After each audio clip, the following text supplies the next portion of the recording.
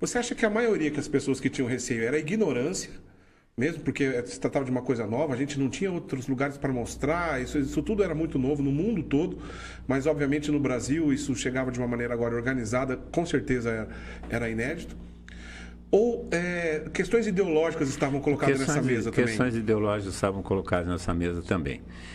Porque, vejam, nós estamos vivendo na década de 70, 60, 70, quando começa a renovação, né? Começo de 70, nós estamos vivendo uma situação política no Brasil bastante complicada, que era a ditadura militar.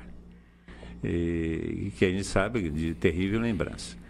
E aí aparece, de repente, nesse contexto político, aparece a teologia da libertação, que começa a falar sobre os direitos do pobre, e que tem que ser falado, e sobre a situação de opressão política que nós vivíamos. E a teologia da libertação vem ligada a essas correntes revolucionárias todas, e necessárias. Aí, de repente, aparece um movimento que vem dos Estados Unidos, de jesuítas dos Estados Unidos. Só por isso já tinha desconfiança, né? Já tinha desconfiança, falando sobre vamos rezar e não lutar. Vamos rezar, em vez de sair na pancada, vamos sair na oração.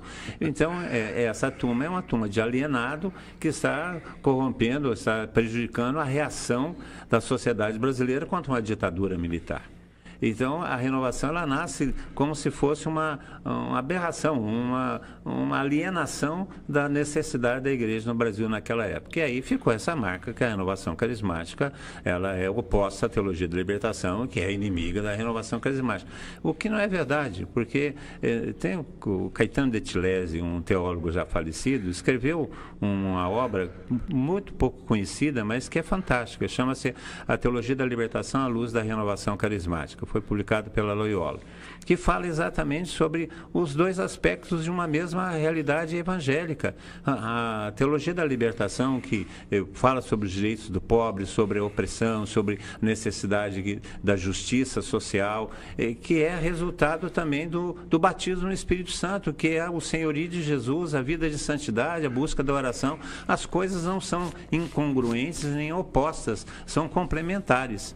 E, infelizmente, elas se tornaram opostas por causa de problemas ideológicos. Porque em 84 e 86, os dois documentos que a igreja publicou ainda sobre a liderança do então cardeal Ratzinger, né, que depois vai deixar um pouco mais claro essa discussão, mas antes disso era muito mais difícil da gente se localizar. Né? Eu concordo com o que você está dizendo, que a gente está falando de uma mesma necessidade, até porque o próprio Papa João Paulo II ele vai elogiar inicialmente a renovação carismática, a teologia da libertação, porque ele está entendendo que é uma resposta evangélica. O problema da teologia da libertação, no meu ver, é que ela virou uma ideologia e não uma teologia. Então, quando ela começa a defender uma bandeira político-partidária, deixa de defender a pobreza, o direito do pobre, ela se torna um discurso político e não um discurso teológico, ela começa a causar essa encrenca, esse conflito com a renovação. E a renovação também, por outro lado, quando ela começa a se tornar um discurso voltado mais para o conservadorismo de direita, sem as responsabilidades que todo cristão deve ter na transformação do mundo, ela também se torna alienação. Interessante essa discussão, né? A teologia da libertação é claro que é uma aberração, né? Um problema sério que nós vivemos, principalmente quando dá ênfase, como o Totá está dizendo, às discussões ideológicas, marxistas lá no meio. Não tinha como a igreja aprovar isso. Não tinha. Né? E o cardeal Ratzinger está coberto de razão quando ele fala ele não lembro se ele usa essa expressão, mas em poucas palavras, que ele fala que é uma união, um pool de heresias. Sim. Né? Um pool de heresias.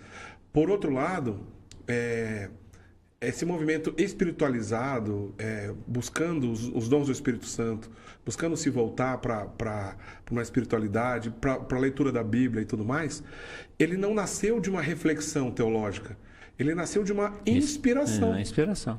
Então, como é que você coloca as duas coisas na mesma balança? Não dá.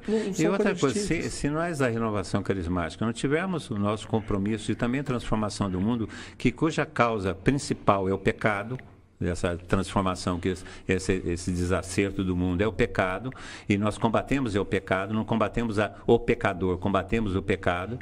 Então, esse discurso, se tornar ideológico, ele também perde seu sentido religioso.